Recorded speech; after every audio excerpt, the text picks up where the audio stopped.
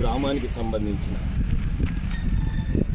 మాల కులస్తులకు సంబంధించినటువంటి మాల మాదిగ కులస్తులకు సంబంధించినటువంటి పోచమ్మ గుడి నిర్మించడం చాలా హర్షించదగ్గ విషయం.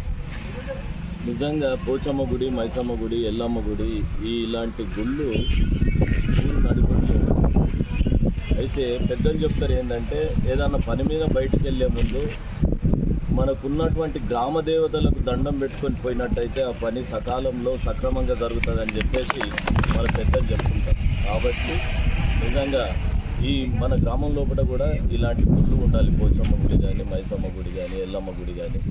ఈ గుళ్ళు ఉంటే ఏమవుతుందంటే, ఏదైనా పని మీద పోతే మొక్కుకొని పోతే ఆ పని అయితే కూడా చాలా సంతోషిస్తాం. కాబట్టి అదేవిధంగా జిన్నారం గ్రామంలో కూడా పోచమ్మ గుడి నిర్మించడం చాలా హర్షించదగ్గ విషయం. దానికి ముఖ్యంగా మొదటి నుంచి కూడా నేను చూస్తూనే ఉన్నాను. ఈ గుడి విషయంలో బాగా కష్టపడుతున్నటువంటి వ్యక్తుల్లో కూడా మాజీ సర్పంచ్ గారు వెంకటేశం గౌడు, అదేవిధంగా ఎంపీటీసీ శ్రీనివాస్ రెడ్డి గారు, వీళ్ళందరూ కూడా కలిసి అరే మా ఊరు ప్రజలు మా మాల మాదిగలకు సంబంధించిన పోచమ్మ గుడికి సంబంధించిన గుడిని బ్రహ్మాండంగా నిర్మించాలన్న ఏకైక ఉద్దేశంతో నిజంగా వాళ్ళు చాలామంది దగ్గరికి పోవడం, వాళ్ళు పోయి అడగని తడివే నిజంగా వాళ్ళ వ్యక్తిత్వం అటువంటిది. వాళ్ళు అడగంగానే కూడా ఎవరు కాదన్నారు. కాబట్టి ఎంత తోచినంత కూడా ప్రతి నాయకుడు ఇవ్వడం జరుగుతుంది. కాబట్టి ఇచ్చినందుకు బ్రహ్మాండమైన గుడి కడుతున్నారు. అంత ఆజమాజి కాదు. ఆ శిఖరం చూస్తున్నాం, ఆ గుడి చూస్తున్నాం, చాలా బాగా అనిపిస్తుంది. ఎందుకంటే నడి ఊరిలో ఉంది, మెయిన్ రోడ్ మీద ఉంది. కాబట్టి ఇలాంటి గుళ్ళను కూడా నిజంగా సుందరంగా నిర్మించినట్టయితే భక్తులు కూడా రావడానికి ఆస్కారం ఉంటుంది. కాబట్టి చాలా బ్రహ్మాండంగా కడుతూ చాలా సంతోషం అనిపించింది.